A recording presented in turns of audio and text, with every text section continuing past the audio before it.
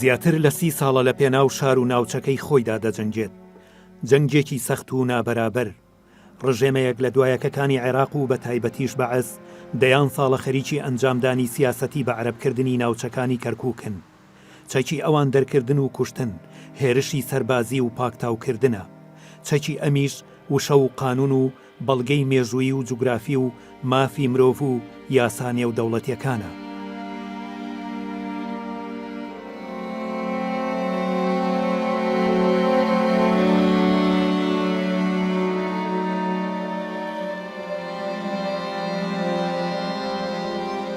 دکتۆر نووری تاڵەبانی ساڵی 1930 لە شاری کەرکووک لەدایک بووە. خوێندنی ئامادەیی هەر لەوێ تەواو کردووە. هەڵگری بەکالۆریۆسی قانونە لە زانکۆی بەغداد و دکتۆرای دەوڵەتی لە زانکۆی سۆربۆن تەواو کردووە. لە زانکۆکانی بەغداد و بەسڕە و سلێمانی و هەولێر مامۆستای قانون بووە. تا ساڵی 1982 لەسەر کاری سیاسی خانەنشین کراوە و ڕێگەی ئەوەی لێگیراوە لە زانکۆکانی عێراقدا وانە بڵێتەوە. دانەری چەندین کتێب و توێژینەوەیە لە بواری قانون و بابەتی تردا. یەکەم پرۆژەی دەستوری بۆ هەرێمی کوردستان داناوە.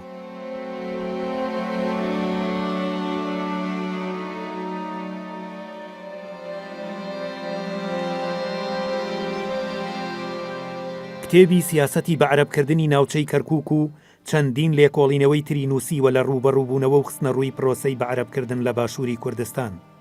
ئەم کتێبە بە زمانەکانی کوردی و عەرەبی و ئینگلیزی چەندین چاپی لێ بڵاو کراوەتەوە.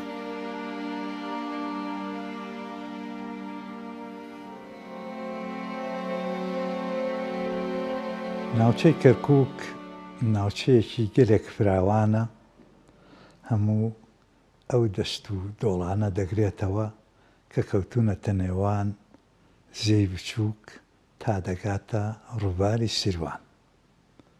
لە سەروش لە بازیانەوە دەست پێ دەکا هەتا قەرەداغ ئەوجا شۆڕەبێتەوە بەرە و چیاکان دۆڵی حەمرین. سیاسەتی بە عەرەبکردن تازە دەسی پێکردووە، چونکە پێشتری سیاسەتی بە عوسمانیکردن بە تورکمانیکردن دائیمە درێژەی کێشاوە و هەتا لە سەردەمی سەفەویەکانە کە شای ئیسماعیل و نادرشا ناوچەکەیان داگیر کردووە، ئەو خەڵقانەی کەوا لەگەڵ ئەو لەشکران لەو ناوچانە نیشتەجێ بوون بەشێکیان لێ ماونەتەوە. لەوانە تورکمانە قزلباشیەکان کە ئەوانش لەسەر مەزهەبی سەفەویەکان بوونە و کۆتایی جەنگی جیهانی یەکەم کۆتایی سەردەمێک بوو. لە میراتی ئیمپراتۆریەتی عوسمانی چەندین وڵاتی نوێ لەدایک بوون. چارەنووسی گەلانی ناوچەکە گرێدرا بە بەرژەوەندی زلهێزە براوەکانەوە. وێڕای خەبات و داواکاری و هەموو هەوڵەکانی سەرکردە کوردەکان گەلی کوردستان لەو گەمەیەدا بە دەستی بەتاڵ و خاچی پارچە پارچە کراوەوە هاتە دەرەوە. ناوچەی کەرکووک لە پاش داگیرکردنی لایەن لەشکری بریتانیەوە لە کۆتایی شەڕی جیهانی یەکەم کەوتە ژێر دەسەڵاتی ئینگلیز کە لەبەر ئەوەی نەوتێکی زۆری تێدا دۆزیەوە چای خستە سەری و بڕیاریدا نەکشێتەوە، هەرچەندە بەپێی ڕێکەوتنامەی نهێنی سایکس پیکۆ ئەو بەشە بەشی بریتانیا نەبوو، بەشی فەرەنسا بوو. پرسپرسانی ئینگلیز لە ناوچەکە کە زۆر زیرەک و وریا بوون، مسبێل، کۆکس ئەوانی تر هەوڵێکی زۆریاندا لەگەڵ ئیدارەی خۆیانە قەناعەت بە دەوڵەتی فەرەنسا بکەن دەست لە ویلایەتی مووسڵ هەڵگرن کە ناوچەی کەرکووک بەشێکی سەرەکی بوو لەو ویلایەتە، بەرامبەر ئەوەی کە بەشێک لە شەریکەتی نەوتی تورکی کە لە سەردەمی عوسمانیدا دروست کرابوو بدرێتە فەرەنسا. ساڵی 1925 پەیماننامەی نێوان تورکیا و بریتانیا و عێراق مۆر کرا، بۆ هۆیەوە خەتی برۆکسێل کرا بە خەتی ڕەسمی نێوان دەوڵەتی عێراق و تورکیا. سیاسەتی ئینگلیز کە پاشەوەی ئەو هەموو نەوتەی لە ژێر خاکی ناوچەی کەرکووک دۆزیەوە ئەوە بوو ناوچەی کەرکووک ویلایەتی مووسڵ هەموو بخرێتە سەر دەوڵەتی عێراق. لە سەرەتاوە هەوڵیدا خەڵقێکی زۆر لە ناوچەکانی دیکەی عێراقەوە لە ناوچەی کەرکووک نیشتەجێ بکات. هەر بۆ نمونە ئاسوورەتیاریەکان ئینگلیز هێنانی سەرەتا لە باقوبە لەوێ نیشتەجێی کردن، پاشان هێنانی بۆ کەرکووک، بەشێکیان لە لەشکری بریتانی بە ناوی هێزی دیڤی لەوێ چەکی کردن بۆ هاوکاریکردنی لەشکری بریتانی. ڕۆڵێکی خراپیان گێڕاندە و شاری کەرکووک، چونکە کێشە دروست دەبوو خەڵقی کەرکووک دژی لەشکری ئینگلیز بوون، کێشیان دروست ئەکرد. یەکێ لەو کێشانە ئەوە بوو لە جەژدی قوربانە ئەو هێزی لێڤی هجوومی کردە سەر خەڵقەکەی کەرکووک بە کورد و تورکمانەوە، گەشتە ڕادەی ئەوەی کەوا بستە ناو حەمامی ژنان. ئەوە بۆ هۆی ئەوەکەوە خەڵقەکە هەموو هەڵسان و دەستیان دایە چەک و خەڵقێکی زۆر لە هەردوولا کوژرا و بەشێکیان پاشتر لە ناو شاری کەرکووک نیشتەجێ کران بۆ ئەوەی کەوا لە شرکەتی نەوتی کەرکووک IPC لەوێ کار بکەن. هەر لەو ماوەدا پاشەوەی کەوا شرکەتی نەوتی عێراق IPC دەستی بە کارەکانی کرد، خەڵقێکی زۆر لە عەرەب، لە خەڵکانی دی، ئاسووری، ئەربەنی هەموو هاتن لە کەرکووک، بەڵام لە ناو شارە کۆنەکە بە تایبەتی لەو ناوچانەی نزیک بوون لە شرکەتی نەوتەوە لەوێ خانی بۆ ئەکڕین یا خانی بۆ دروست ئەکردن. هەتا لە پەنجاکاندا شارێکی تازە لە کەرکووک دروست کرا بە ناوی ئەرەفە یا کەرکووکی تازە. بەشی زۆری خانووەکان بۆ عەرەب و ئاسووری و ئەربەن و تورکمان بوو، لەگەڵ بەشێکی کەمیشی بۆ کورد بوو. لەوە دەرکەوتکەوە سیاسەتی ئینگلیز ئەوەیە کەرکووک لە کەرکووکە کورد بێ دەسەڵات بێت لە هەموو ڕوویەکەوە. ئینگلیز لە ساڵی 1927ەوە کە دەستی کرد بە دەرهێنانی نەوت لە ناوچەی کەرکووک، هەمیشە هەوڵی داوە عەرەب لە ناوچەکە نیشتەجێ بکات. ئەوەیش هەڵبەتە کوردی پەست کردووە. ئەو خەڵقانەی کەوا لە شەریکەی IPC ئیشیانە کرد، ژمارەی کوردەکان لەوانی دیکە گەلێ کەمتر بوو. ساڵی 1925 باشووری کوردستان بە زۆر لکێنرا بە عێراقەوە. لەو کاتەوە تا ئەمڕۆ هەر حکوومەتێک دەسەڵاتی گرت بێتە دەست بە شێوازی خۆی کاری بۆ بە عەرەبکردنی ناوچەکانی کەرکووک کردووە. هەندێکیان بە سیاسەت و مەدەنیانە، هەندێکیشیان دڕندانە و دوور لە هەموو ماف و بەهایەکی مرۆڤانە. سیاسەتی بە عەرەبکردنی ناوچەی کەرکووک لە سەردەمی ڕژێمی پاشایەتیە کە سەر بە سیاسەتی ئینگلیز بوون، هەمان سیاسەتیان پەیڕەوە کرد. کارگەیشتە ئەوەی کەوا لە عەشایری شەمەر و جبور و ئەلبوحەمدانی دی کە سەرەتا لە ناوچەی مووسڵ لەوێ نیشتەجێ کرابوون، بەڵام کێشیان هەبوو لەگەڵ عەشیرەتی شەمەرە. حکوومەت ناچار بوو بیان هێنێ لە دەشتی دیالە لەوێ نیشتەجێیان بکە، لەوێش کەوتنە کێشەوە لەگەڵ عەشیرەتی ئەلعەزەیە لە سەردەمی حکوومەتی یاسین هاشمی کە کابرایەکی عروبەیی بوو. بڕیاریدا کەوا ئەو عەشیرەتانە بێنێ لە دەشتی حەیجە لەوێ نیشتەجێیان بکە، بەڵام لەبەر ئەوەی کەوا ئاوی لێ نەبوو، زەحمەت بوو بتوان لەوێ بمێننەوە. بۆیە ئەو پرۆژەی حەیجەی پێڵێن لە جێی بچووکەوە ئاوی هێنا.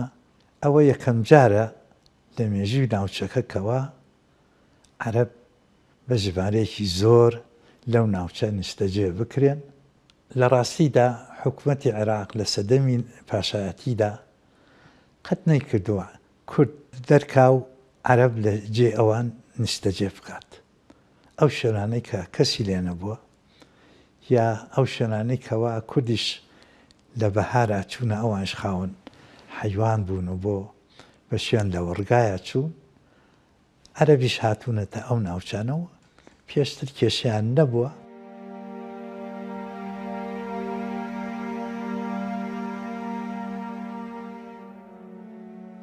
لە سەردەمی عەبدولکەریم قاسمدا سیاسەتی پێشوو گۆڕاکەری بەسەردا نەهات. سیاسەتی بە عەرەبکردن بە شێوەیەکی ڕوون و ئاشکرا لە سەردەمی بەعس دەستی پێ کرد پاش کودێتای ساڵی 63. لەو دەمەوە هەموو پارێزگاری ناوچەی کەرکووک ئەندامی بەرز بوون لە حیزبی بەعسدا دەسەڵاتێکی زۆریان هەبوو جگە لە دەسەڵاتی مەدەنی دەسەڵاتی دارایی دەسەڵاتی عەسکەریش هەر لەژێر دەسەڵاتی ئەودا بوون. لە بیرمە غانم عەبدولجەلیل یەکەم پارێزگاری حکوومەتی بەعس بوو لە کەرکووک ئەندامی قیادەی قوتری بوو دەسەڵاتێکی زۆری هەبوو دەیتوانی هەموو شتێ بکات. لەو دەمەوە دەستکرا بە کڕینی ئەرزی کورد بە تایبەتی لە ناوچەی داقووق و دەوروبەری. پاشەوە سیاسەتی دەرکردنی فەرمانبەرانی کورد لە کەرکووک لە قەزا و ناحیەکانی دەوروبەری دەستی پێ کرد هەتا گەیشتە ڕادەی ئەوەی کەوا بە هەزارەهان خێزانی عەرەب لە خوارووی لە ناوڕاستی عێراقەوە بێنە کەرکووک و کوردەکان دەربێنن ناوی شەقامەکان بگۆڕن بەدەیان گەڕەکی گەورە لە ناوچەی کەرکووک لە ناو شاری کەرکووک لەوێ دروست بکرێت بۆ ئەو عەرەبانەی کەوا پیان ئەلعەرەب الوافدین بە سوورەتی ڕەسمی لەوێ پاریان پێدرا خانیان بۆ دروست دەکرا کاریان بۆ ئەدۆزرایەوە بەشێکیان لە دائیرەی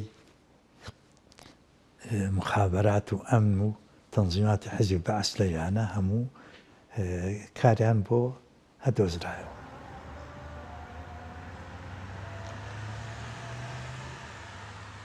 هەر بۆ تەواوکردنی ئەو سیاسەتە ڕەگەزپەرستانەی ڕژێمی بەعس لە ساڵی 76دا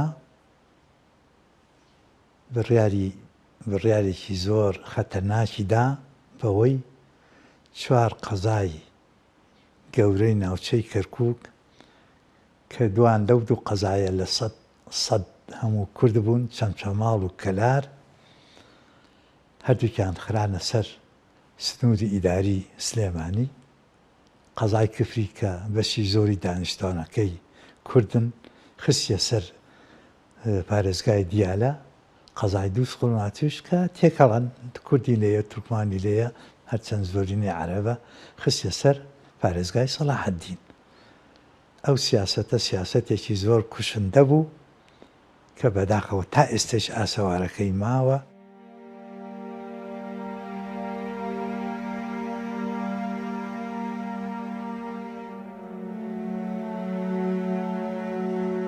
بەشێکی گرنگ لە سیاسەتی بە عەرەبکردن سیاسەتی ئەنفالە کە زیاتر ناوچەی گەرمیانی گرتەوە خەڵقی ناوچەی کەرکووکن.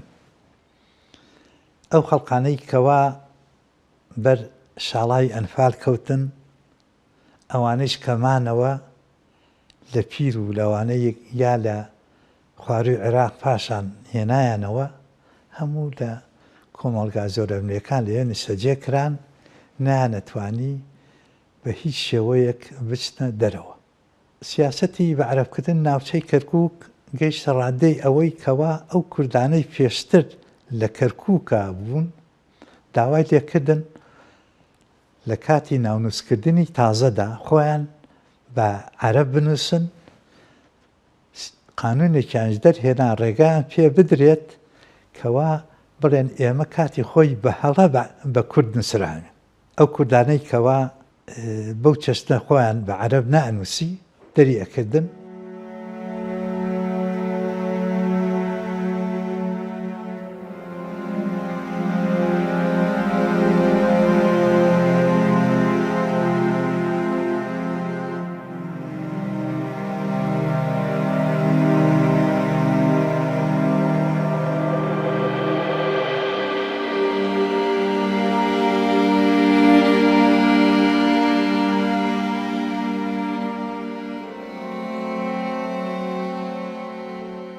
ئەو سیاسەتە تندەی بەعس بەردەوام بوو تا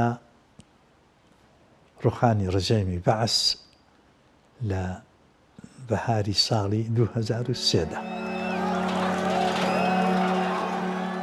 کورد هیوایەکی زۆری هەبوو ڕوخانی ڕژێمی بەعس ببێتە سەرەتا بۆ عێراقێکی نوێ کە ڕێز لە دیموکراسی و مافی گەلان بگرێت. لەو پێناوەشدا ڕۆڵی کاریگەری بینی لە زیندووکردنەوەی دەوڵەتی عێراق و سەرپێخستنەوەی دامەزراوەکانی و چەسپاندنی مافەکان لە دەستوردا. پەسەندکردنی دەستوری عێراق کێکێ لەو مادانەی پەیوەندی بە کەرکووکەوە هەیە بە شێوەیەکی ڕاستەوخۆ مادەی 140. کورد ئومێدێکی زۆر بەوە بوو کەوا بتوانێت بە تایبەتی لە سەرەتادا دەسەڵاتێکی زۆری هەبوو لە بەغا ئەیتوانی کارێکی وا بکە ئەو مادە بە زووترین کات بخرێتە بواری جێبەجێکردنەوە. لەبیر بە من ئەو سەردەمە لە ساڵی 2005 ئەندامی پەرلەمانی هەرێمی کوردستان و وەکو کەسێکی بێلایەن بڕیاردرابوو بۆ ئەو مادەیە لژنەیەکی باڵا دروست بکرێت لە کەسانی شارەزا کوردیشی تێدا بێت بۆ ئەوەی دەست بکرێت بە جێبەجێکردنی ناوەڕۆکی ئەو مادەیە چونکە ناوەڕۆکەکەی چەند هەنگایەک بوو. لە ڕۆژی کردنەوەی خوری دووهەمی پەرلەمانی هەرێمی کوردستان چاوم بە کاک حەمید مەجید کەوت سکرتێری حزبی شیوعی عێراقی ئەویش بانکرا بوو لەگەڵ وەزیری داهەتی عێراق کاک هاشم شیبلی کە 4 ساڵ پێکەوە لە کوردیە پێکەوە بوون زۆر دۆستی کورد بوو خێزانەکەیشی کوردە خەڵقی سلێمانیە ئەویش بانکرا بوو بە دەنگ و گاڵتە و پیانوتم چیەکەی لێرە تۆ لەگەڵ ئێمەی لە لژنەی باڵای مادەی 140 ئاگدار بووم بەڵام بە شێوەی ڕسمی کەس هیچی لەگەڵا نەوتبوو. پاش ماوەیەک لژنەکە پێکات من دیتیانە بوو من پلانێکی زۆر دووری درێژم ئامادە کردبوو لەو ماوەدا چەندین جار سەفەری کەرکووکم کرد پەیوەندیم لە خەڵقەکەی ئەکرد هەتا لەگەڵ تووفانەکانشە چۆن ئێمە کارێکی وا بکەین بە زووترین کات ناوڕۆکی ئەو مادەیە جێبەجێ بکرێت. لە هەمووی گرنگتر بەلای منەوە ئەوە بووکەوە کارێ بکەین ئەو 4 قەزایە بگەڕێتەوە سەر سنووری ئیداری پارێزگای کەرکووک. ئەو حەقی خۆمانە. لە کاتی ئامادەکردنی پرۆژەی دەستوری هەرێمی کوردستان بیرم لە ناوچەی کەرکووک کردەوە. پێشنیازی ئەوەم کرد کەوا کەرکووک وەکو هەولێر و سلێمانی دهۆک نییە. شارێکە چەندین نەتەوەیلەیە لەبەر ئەوە ئەبێت سیستەمێکی تایبەتی بۆ کەرکووک دابڕێژین بۆ ئەوەی کەوا هەموو لایەنەکان مافی خۆیان وەرگرن پێکەوە وەکو چۆن پێشتر ژیانێکی هەمەلایەنە کورد و تورکمان و هەتا ئەو عەرەبانەش کە لێیە بوونە پێش سیاسەتی بەعس بە هێمنانە ژیاون کێشە دروست نەبووە ئێمەش کارێکی وا بکەن کەوا پێکەوە وەکو جاری جاران کێشە دروست نەبێت. مادەی 140 ناو دەستوری عێراقی 3 قۆناغی داناوە بۆ چارەسەرکردنی کێشەی ناوچە کوردستانیەکانی دەرەوەی هەرێم. یەکەم ئاساییکردنەوەی دۆخی ئەو ناوچانە، دووهەم ئەنجامدانی سەرژمێری، سێهەم ڕاپرسی تا دانیشتوانەکەی بڕیار بدەن دەخوازن بگەڕێنەوە سەر هەرێمی کوردستان یان لەگەڵ ناوەند بمێننەوە. مادەی 140 مادەیەکی دەستوریە هیچ کەس لایەنەیەک توانای ئەوە نییە کەوا هەڵی وەشێنێتەوە نە پێشتر و نە ئێستاش و من چەندین جار وەڵامی ئەو لایەنانەم داوەتەوە کۆنان لە ناو حکوومەتی عێراقدا دائیمە باسی ئەوانە کرد کەوا مادەی 140 بەسەر چوە چونکە ماوەکەی تەواو بووە ئەوایە لە کۆتایی ساڵی 2007 ئەو مادەی جێبەجێ بکرێت. وەڵامدانەوەی من ئەوە بوو کەوا ئەوە مادەیەکی دەستوریە ئەبێ بە پێی هەمان دەستور دەستکاری بکرێت. پەرلەمانی عێراق توانای دەستکاریکردنی ئللا بە پێی پەسەندکردنی لەلایەن پەرلەمانی عێراق ئەویش بە زۆرینەی 2/3 ئەندامان و جگە لەوەی کەوا ڕاپرسیەکیش لەسەر ئاسی هەموو عێراقدا بکرێت. ئێمە ئەگەر کارمان کردا بۆوی لەو ماوەیە یا زووتریش مادەی ١٤ جێبەجێ بکرێت و ناوچەی کەرکووک بکرێتە ناوچەیەکی ئۆتۆنۆم وەکو ئەوەی لە کۆسۆڤۆ ڕوویدا، پاشانەوە خۆی هاتە پێشەوە کە بووە ناوچەیەکی سەربەخۆ. ئێستاکە دەوڵەتی کۆسۆڤۆ دەوڵەتە.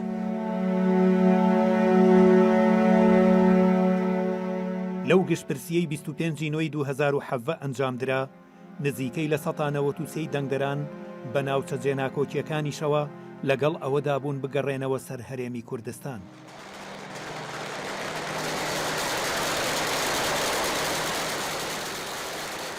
بەداخەوە کارەساتێکی گەورە لە 16 ئۆکتۆبەری ساڵی 2017 ڕوویدا. ئەو کارەساتەیش هەرچەندە ئاسەوارەکەی گەلێ قوڵە، بەڵام کورد ئەبێت کۆڵ نەدا هەوڵی چارەسەرکردنی ئەو کێشە گەورەیە بدا. تەنیا ڕێگەش هەر مادەی ١40 داوا بکات بە زووترین کات لەژێر چاودێری نێودەوڵەتی مادەی ١40 جێبەجێ بکرێت و ناوڕۆکی ئەو مادەش زۆر ڕوون و ئاسان دیارە و هەموو لایەنەکان ئەو کاتە ناچارە بن کەوا قبوڵی بکەن، چ عەرەب بێت، چ کورد بێت، چ تورکمان.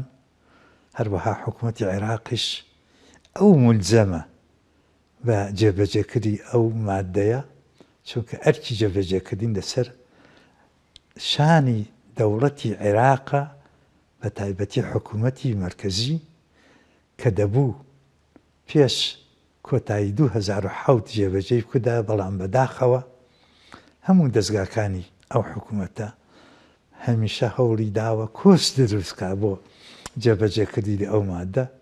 کوردیش بەداخەوە زۆر جددی نەبووە، زۆر بەجددیەوە هەوڵی نەداوە ناوڕۆکی ئەو مادەیە جێبەجێ بکرێت. ئەگینا ئەو کێشەیش چارەسەرە بوو، کوردیش تووشی ئەو کارەساتە گەورە نەدەبوو.